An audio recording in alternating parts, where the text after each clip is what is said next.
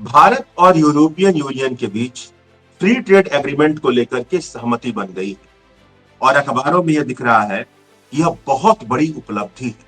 बहुत बड़ी उपलब्धि के तौर पर इसे पेश किया जा रहा है। मगर इस इतनी बड़ी उपलब्धि में सवाल जो असली है जो जो आपने उठाया कि इसमें इंडिया को कितना फायदा है, वाकई कोई फायदा होगा, इंडिया इसका फायदा उठा सकेगा कि नहीं। अभी तक यूरोपियन यूनियन 13-14% एवरेज ड्यूटी उनका माल यहाँ पे आने से पहले ड्यूटी लगती थी, अब उनका भी जीरो हो जाएगा, कई कई चीजों में जीरो हो जाएगा। तो इसलिए उनको ज्यादा फायदा होगा। पिछले 10-11 साल से, खासकर मोदी जी के कार्यकाल में और उससे पहले भी, फ्री ट्रेड एग्रीमेंट करने से थोड़ा हिचकिचाहट इंडिया में थी। उसका कारण यह है कि फ्री ट्रेड एग्रीमेंट, इंडिया का फ्री ट्रेड एग्रीमेंट करने और देशों के साथ फ्री ट्रेड एग्रीमेंट करने का जो अनुभव है वो अभी तक ठीक नहीं रहा है। इंडिया को यूनाइटेड स्टेट्स से जिस तरह का धक्का लगा, तो अब सारे देश जो यूएस से जो त्रस्त है वो एक दूसरे के साथ एग्रीमेंट करने में आगे बढ़ के कर रहे हैं। तो ये एक किस्म से एक जियो पॉलिटिक्स का भी एक रिजल्ट है। इसको कहा जा रहा है कि ये मदर्स ऑफ ऑल डील है, बहुत बड़ी उपलब्धि बताई जा रही है। लेकिन देखा जाए तो सहमति के स्थिति में है और देखा जाए तो अमेरिका के द्वारा जो जियो पॉलिटिक्स को रचा गया है उसको सिग्नल देने के लिए दिखाई देता है। मैन्युफैक्चरिंग, अगर इंडिया इस एफटीए के तहत इसका फायदा उठा के मैन्युफैक्चरिंग को अगर दुगनी कर पाए, जो जीडीपी का जो हिस्सा जो मैन्युफैक्चरिंग, तो इंडिया को फायदा है, ये मेरा मानना है। नमस्कार साथियों, मैं अजय कुमार। भारत और यूरोपियन यूनियन के बीच फ्री ट्रेड एग्रीमेंट को लेकर के सहमति बन गई है और अखबारों में यह दिख रहा है कि यह बहुत बड़ी उपलब्धि है। बहुत बड़ी उपलब्धि के तौर पर इसे पेश किया जा रहा है। तो चलिए हम इसी विषय पर बात करते हैं कि आखिरकार सच्चाई क्या है और ये जो सहमति बनी है अभी डील नहीं हुआ है। अगर डील होता है तो किसको ज्यादा फायदा होगा, भारत को या यूरोपियन यूनियन को? नुकसान किसे होगा? पूरे मसले पर बातचीत करते हैं। हमारे साथ हैं द वायर के फाउंडिंग एडिटर और आर्थिक मामलों के जानकार एम.के. वेणु। तो सर, आपसे पहला सवाल यही होगा कि क्या आपको लगता है कि यह बहुत बड़ी उपलब्धि है, क्योंकि अभी तो केवल सहमति ही बनी है? क्या क्या अड़चने हैं और क्या वाकई ये बहुत बड़ी उपलब्धि है? देखिए अजय, अगर आप केवल इसको एक बड़े वैश्विक लेवल पे दो बड़े बड़े जो एक देशों के बीच में या बड़े अर्थव्यवस्थाओं के बीच में अगर आप एक एफटीए और एक कॉमन जैसे मार्केट, एफटीए का मतलब क्या, कॉमन मार्केट क्रिएट होता है। आप इंडिया अगर किसी और देश के प्रति अगर अपना ड्यूटी घटा के वर्चुअली अगर जीरो के आसपास कर देती है, तो इसका मतलब गुड्स जो है, मर्चेंडाइज, पूरा क्रॉस बॉर्डर जो मूवमेंट है बहुत ही आसान हो जाता है। तो एक किस्म से एक बड़ा मार्केट बन जाता है। तो अगर उस इकोनॉमिक लिटरेचर में अगर उस हिसाब से अगर आप देखें तो 27 यूरोपीय देश और इंडिया खुद, आप ये मान के चलिए इंडिया भी एक यूरोपियन यूनियन की तरह है। मतलब यहाँ पे भी 28, 29, 30 स्टेट्स हैं। तो बहुत बड़ा पॉपुलेशन है, 1.4 बिलियन। यूरोप का भी पॉपुलेशन बड़ा है और ये बताया जा रहा है कि दोनों को अगर जोड़ के देखें तो करीब 25-30% दुनिया का जीडीपी उसके करीब होता है। और यूरोपीय 27 देश हैं और पॉपुलेशन भी उनका 400 मिलियन से ऊपर है। तो अगर वैसे लेवल पे देखें तो बहुत बड़ी उपलब्धि है। जब ये साइन हो के जब ये इम्प्लीमेंट होगा तो एक एम्बिशियस प्रोजेक्ट है और जो 20 साल से नेगोशिएट हो रहा है। 20 साल से क्यों अभी तक नहीं साइन हुआ, उसके अलग कई कारण है, वो हम डिस्कस करेंगे। मगर इस इतनी बड़ी उपलब्धि में सवाल जो असली है जो आपने उठाया कि इसमें इंडिया को कितना फायदा है, वाकई कोई फायदा होगा, इंडिया इसका फायदा उठा सकेगा कि नहीं? क्योंकि अभी तक जो दिख रहा है हमें, जो मोटे तौर पे यूरोपियन यूनियन को इससे जो अगले 2-3 साल में अगर ये जब इम्प्लीमेंट होना शुरू हो जाएगा 2027 में ये एक्चुअली इम्प्लीमेंटेशन इसका होगा, क्योंकि अभी कई चीजें अभी ये तो अभी अग्रीमेंट एक तय हुआ है कि ये करेंगे, मगर इसकी काफी जो लीगल स्क्रूटनी अभी होगी यूरोपियन यूनियन में, और यूरोपियन पार्लियामेंट में इसको पास किया जाएगा, इंडियन पार्लियामेंट में भी पास किया जाएगा। ये सारी प्रक्रिया 6-8 महीने इस पे लगेगी, और अंदाजा ये लगाया जा रहा है कि 2027 में इसका इम्प्लीमेंटेशन शुरू होगा, जो इंडिया की तरफ से और उनकी तरफ से जो जितने उन्होंने बैरियर, जो ड्यूटीज वगैरह घटाई है वो। तो जब शुरू होगा तो पहले 2 साल, मेरा ये अनुमान है, पहले 2-3 साल यूरोपियन यूनियन को ज्यादा फायदा होगा, क्योंकि यूरोपियन यूनियन जो इंडिया से जो जितना माल वहां निर्यात होता है, जो यूरोपियन यूनियन जो इंडिया में अभी बेच रही है, ये मतलब एफटीए के पहले, तो ज्यादातर सब में 2% से कम ड्यूटी है। 80-85% जो इंडियन माल है उस पर 2% से कम ड्यूटी है, क्योंकि यूरोपियन यूनियन, अमेरिका, भाई ट्रम्प का तो मेन झगड़ा यही था। ट्रम्प ने कहा कि भाई हम तो दुनिया को अमेरिका में चीजें बेचने देते हैं केवल 2% ड्यूटी पे, और बाकी दुनिया हम पे 20% ड्यूटी लगाती है, 50% कई चीजों पे।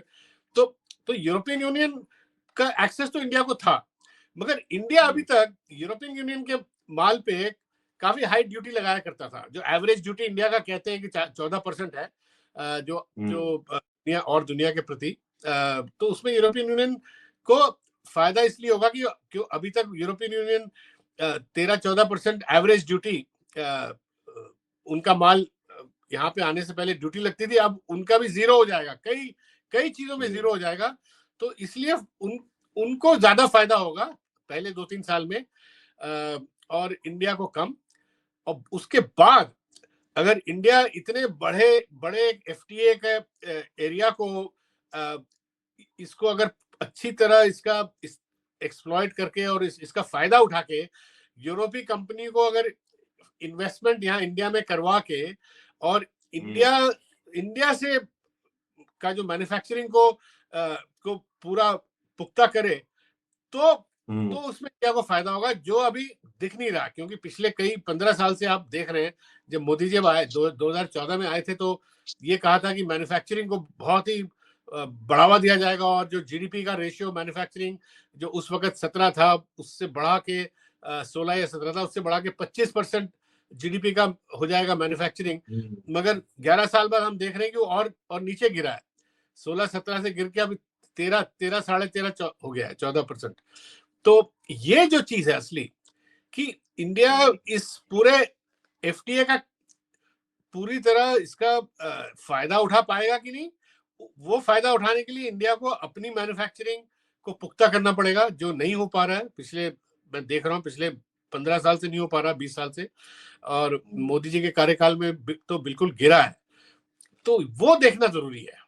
वो असली टेस्ट इंडिया का वो होगा कि इंडिया अपनी मैन्युफैक्चरिंग को कितनी बढ़ा पाता है, और उससे मतलब एम्प्लॉयमेंट भी उससे जुड़ा हुआ है, और वो चीज बहुत ही अहम एक वो मुद्दा होगा आगे जाके। और कितना फॉरेन इन्वेस्टमेंट, आजकल तो फॉरेन इन्वेस्टमेंट आप देख रहे हैं पिछले 2-3 साल से ना के बराबर है, नेट एफडीआई इन्फ्लो आ नहीं रहा। तो अब यूरोपीय कंपनियां कितनी इन्वेस्ट करेगी यहाँ पे एफटीए के चलते, और चाहे वो शायद वो यहाँ इन्वेस्ट करे, यहाँ पे मैन्युफैक्चरिंग लगाए, फिर यहाँ से और दुनिया में एक्सपोर्ट करे, तो इंडिया को फायदा होगा।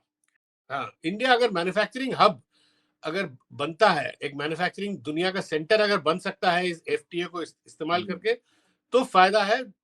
जैसे चाइना ने करा, तो अगर वो नहीं कर पाया तो केवल माल बाहर से आके यहाँ बिकेगा, और इंडिया का मार्केट और लोग उसका फायदा उठाएंगे, और वही होगा। ये हम आगे बढ़ने से पहले इसको भी स्पष्ट तौर पे जान लें कि ये जो बात कही जा रही है कि 20 साल से ये एग्रीमेंट करने की कोशिश की जा रही थी, तो अचानक ऐसा क्या हुआ कि अभी जाकर के ये फ्री ट्रेड एग्रीमेंट हुआ, जिसके तहत ये टैरिफों को कम करने की बात की गई है, इस पर सहमति बनी है? ये अचानक अभी ऐसे क्यों हुआ? देखिए अजय, इसमें इसका मेन कारण ये है कि इंडिया पिछले 10-11 साल से, खासकर मोदी जी के कार्यकाल में और उससे पहले भी, फ्री ट्रेड एग्रीमेंट करने से थोड़ा हिचकिचाहट इंडिया में थी। उसका कारण ये है कि फ्री ट्रेड एग्रीमेंट, इंडिया का फ्री ट्रेड एग्रीमेंट करने और देशों के साथ फ्री ट्रेड एग्रीमेंट करने का जो अनुभव है वो अभी तक ठीक नहीं रहा है। और इसी सरकार ने, पीयूष गोयल, मोदी जी के कार्यकाल में, इस सरकार ने अपना पोजीशन ये ली थी कि इंडिया का जो फ्री ट्रेड एग्रीमेंट थी जो आसियान देशों के साथ, जो आसियान के बड़े बड़े जो 10 देश हैं,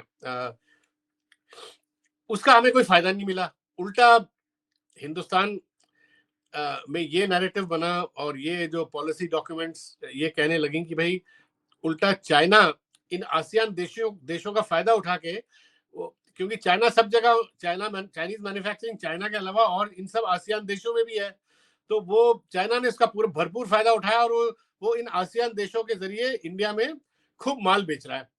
अब चाइना तो सारे दुनिया में, चाइना का मैन्युफैक्चरिंग तो सब दुनिया में प्रचलित है। वो तो नेपाल में भी, नेपाल के जरिए भी बेचता है, श्रीलंका के जरिए भी बेचता है।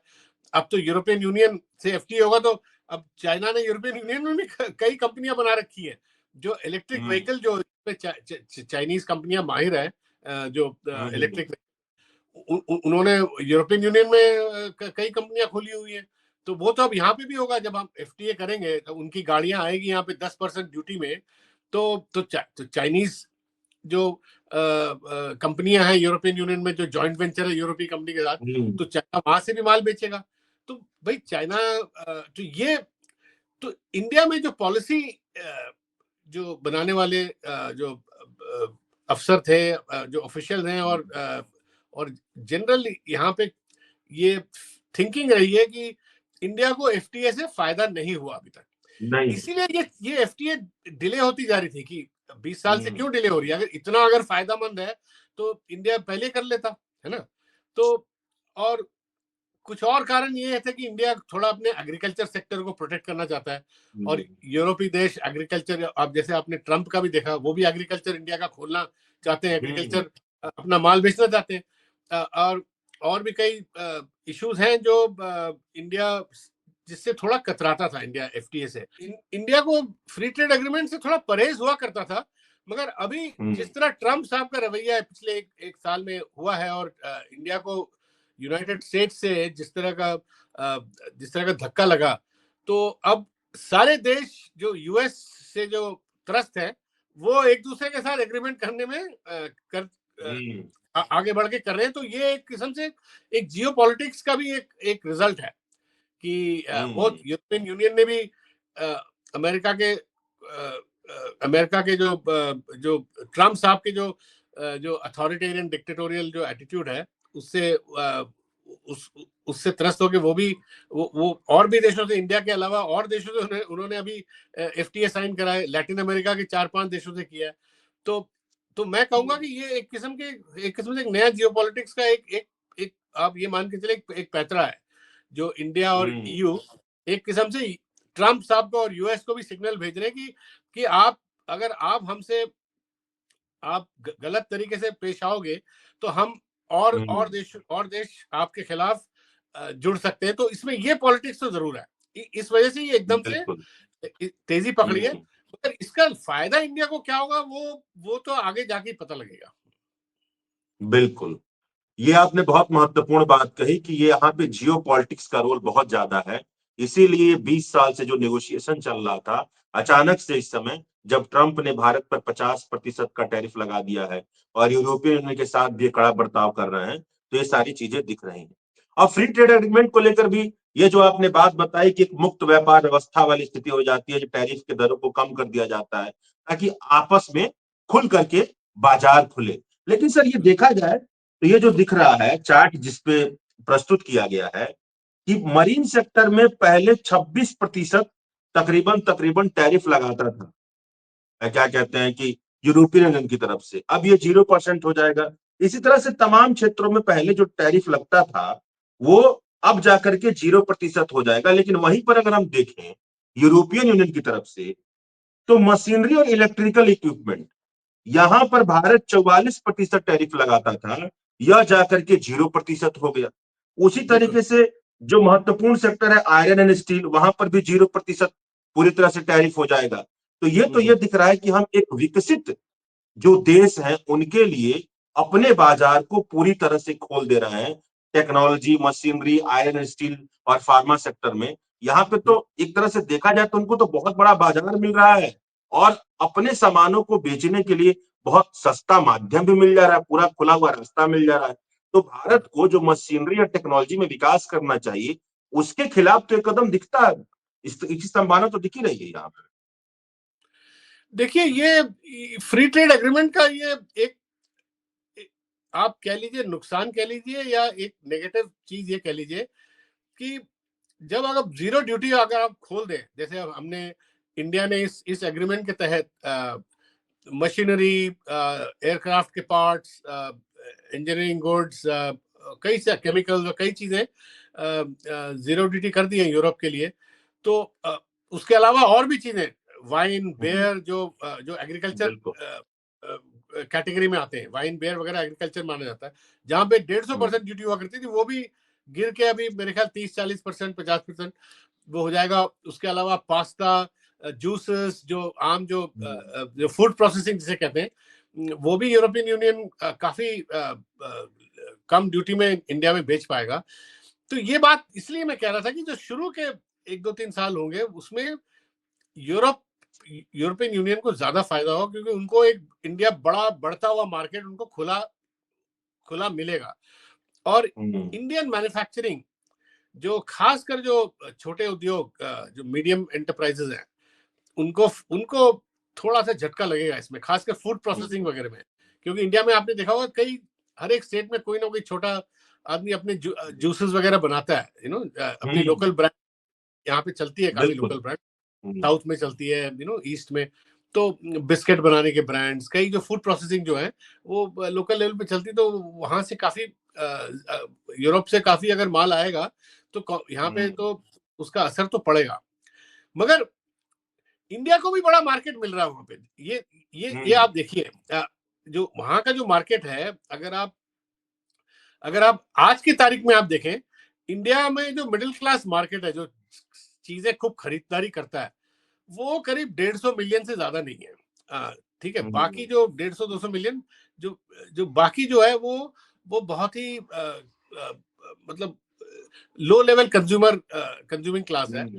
और मगर वहां का जो मध्यम वर्ग है वो तो काफी बड़ा है। तो इंडिया को भी चांस मिलेगा वहां बेचने का, अपने माल बेचने का। मगर सवाल ये उठता है कि इंडिया क्या वो कर पाएगा कि नहीं, ये बड़ा सवाल उठता है। क्योंकि अब उसके लिए इंडियन जो मैन्युफैक्चरिंग जो है, हमारी व्यवस्था, उसको बहुत पुख्ता करनी पड़ेगी। क्योंकि अभी जो 13-14% जीडीपी का जो मैन्युफैक्चरिंग है, उसको बढ़ा के आप 25% तक नहीं किए, जो 2014 में मोदी जी का लक्ष्य था। मतलब आपको जीडीपी का 10%, मैन्युफैक्चरिंग 10% बढ़ाना पड़ेगा।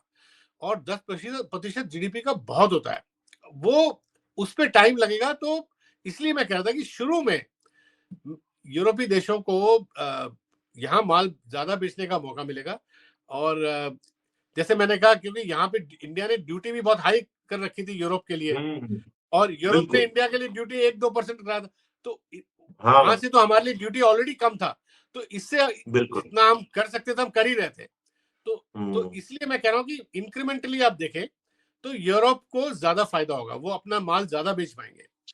अब पहले 3-4 साल में जब अगर इंडिया वहां की टेक्नोलॉजी का फायदा उठा के वहां से अगर इन्वेस्टमेंट कंपनियों को इंडिया में इनवाइट करके यूरोपियन कंपनी को यहाँ मैन्युफैक्चरिंग इंडिया में करवाए, तो इंडिया को फायदा होगा।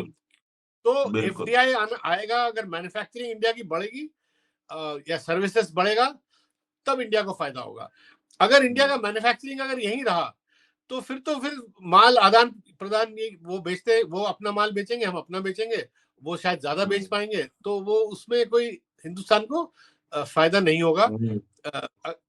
मैन्युफैक्चरिंग अगर इंडिया इस एफटीए के तहत इसका फायदा उठा के मैन्युफैक्चरिंग को अगर दुगनी कर पाए, जो जीडीपी का जो हिस्सा जो मैन्युफैक्चरिंग, तो इंडिया को फायदा है, ये मेरा मानना है। एक आपने बहुत महत्वपूर्ण बात शुरुआत में कही थी कि ये इस सहमति को अभी पार्लियामेंट से यूरोपियन यूनियन के पास होना पड़ेगा, लीगली अड़चने भी हैं। तो यह जो लीगली अड़चने होती हैं, बहुत बार देखा जाता है कि यूरोपियन यूनियन के पहले जो व्यापार होता था वो कहते थे कि आपके यहाँ न्यूनतम मजदूरी नहीं दी जाती है, हम आपके साथ डील नहीं करेंगे, आपके यहाँ ये मानक नहीं अपनाया जाता है, हम आपके साथ डील नहीं करेंगे। तो थोड़ा इन सारी अड़चनों को बताइए, ये कैसी अड़चने हैं? सो ये अजय, ये बहुत अहम जो आपने बात कही है, ये इस एग्रीमेंट में अभी तक इसका कुछ खुलासा नहीं हो पा रहा है। उसका कारण ये है कि यूरोपियन जो सिस्टम है, वहां का जो रेगुलेटरी सिस्टम है बहुत ही कठिन है और बहुत ही हार्श है। मतलब वो आप इतना वहां पे इतना पुख्ता रेगुलेशन है कि वो हर चीज में अपना स्टैंडर्ड सेट करते हैं।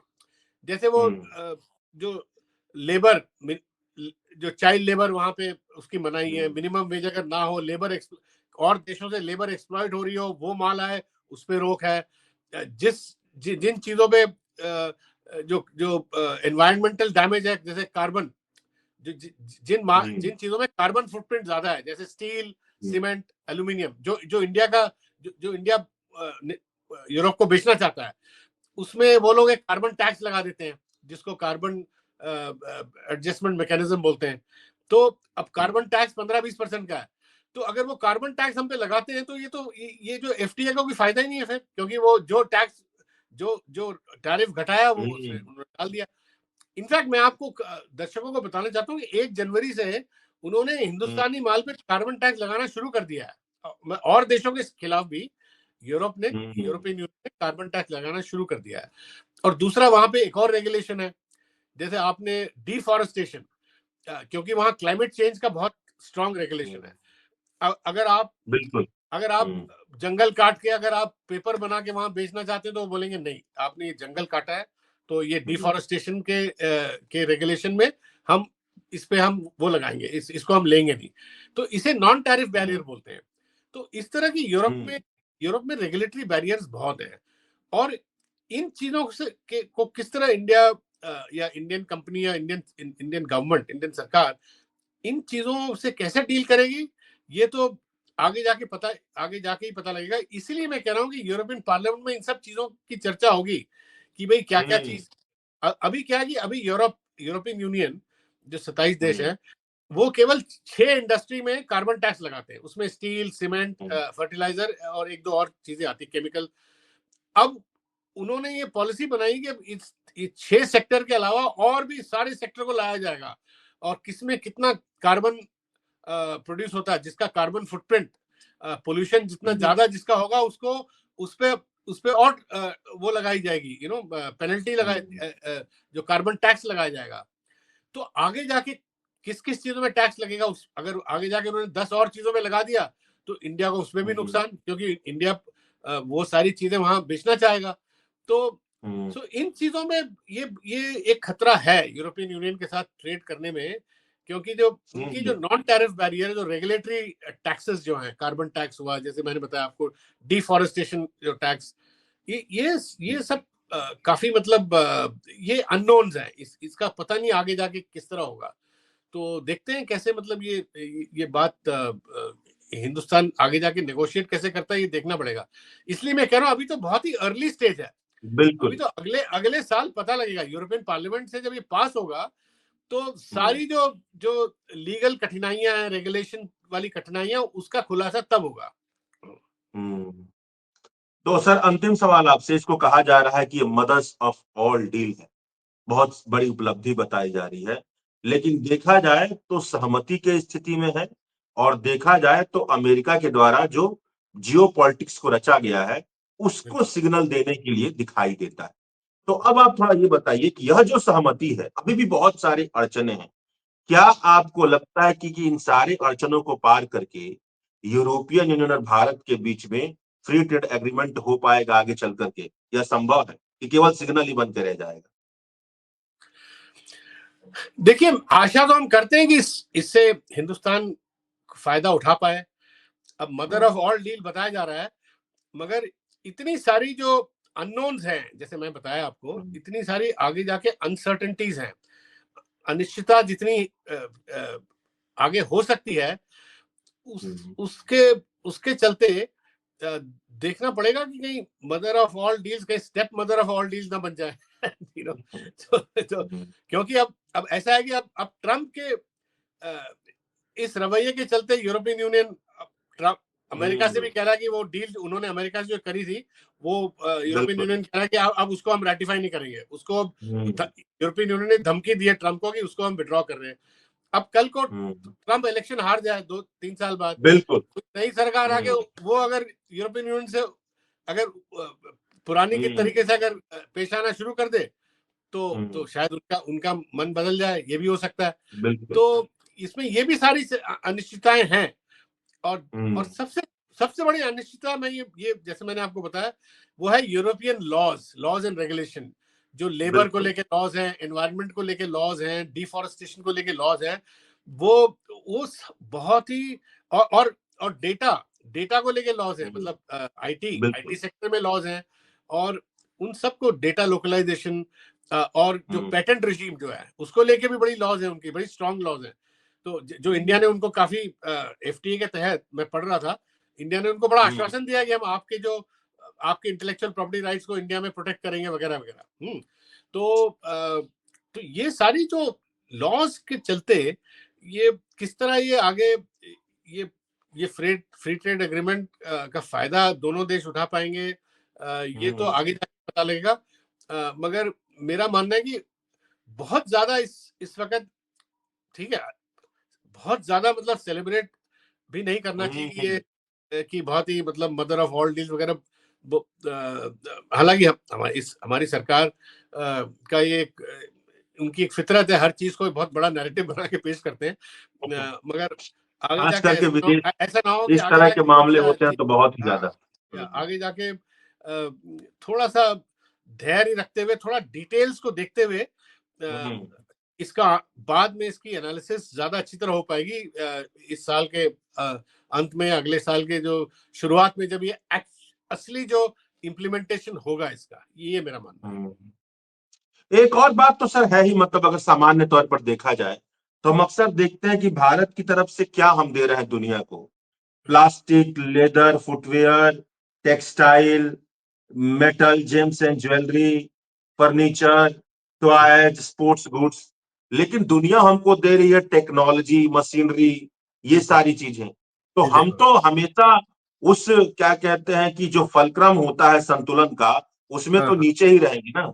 ये तो बहुत बड़ी दिक्कत दिखती है हमें कि जब विकसित देशों के साथ हम फ्री ट्रेड एग्रीमेंट जैसा कुछ करें तो हम और ज्यादा अपने दबाव को, मतलब हम पे दबाव ज्यादा ही पड़े। ये तो एक प्रश्न दिखता है यहाँ पे। ये प्रश्न तो रहेगा, ये प्रश्न अमेरिका के साथ भी रहेगा, और यूरोपियन जो विकसित देशों के साथ ये प्रश्न हमेशा रहेगा। क्योंकि हमें, इसीलिए मैं कह रहा था कि हमें अपनी जो उपलब्धि, जो प्रधानमंत्री जो आत्मनिर्भरता बोलते हैं, वो एक स्लोगन के तौर पे रह गया है, और मेक इन इंडिया स्लोगन के तौर पे रह गया है। अगर ये अभी तक हम कर पाते तो हमारी भी टेक्नोलॉजी पुख्ता होती। भाई हमारे बड़े बड़े बिजनेसेस, एक इंडिया का, मैं अगेन दोबारा मैं बोलूंगा, पहले भी मैं बोल चुका हूं आपसे, इंडियन बिजनेसेस ने और सरकार ने भी पॉलिसी के तौर पे भी कभी रिसर्च एंड डेवलपमेंट पे कभी फोकस नहीं करा। इंडिया जो है सबसे कम रिसर्च पे खर्चा करता है। बड़े बड़े अंबानी, टाटा, ये आप जितने नाम ले लीजिए, बिरला, ये सारे आप इनको जाके अंदर देखिए, इन्फोसिस को देख लीजिए, रिसर्च R&D पे कितना खर्च करते हैं, बहुत कम, 0.6% ऑफ जीडीपी। और बाकी सारे देश आप देखिए, और जगह देश 3%, 4%। चाइना का तो जो एक कंपनी जो हुआवे पूरे भारत से ज्यादा, वो एक साल में जो खर्चा करती है, पूरा हिंदुस्तान की कंपनियां वो उतना नहीं खर्चा करती जो एक कंपनी करती है। तो ये जो है ये भी एक बड़ा कारण है कि जैसे आपने कहा कि इंडिया थोड़ा सा ये टेक्नोलॉजी हायरार्की में थोड़ा हमेशा नीचे रहेगा, तो उस हद तक इंडिया को डिसएडवांटेज तो है, ये मेरा मानना है। बहुत बहुत शुक्रिया सर, इस मुद्दे पर विस्तार से बात करने के लिए शुक्रिया। नमस्कार।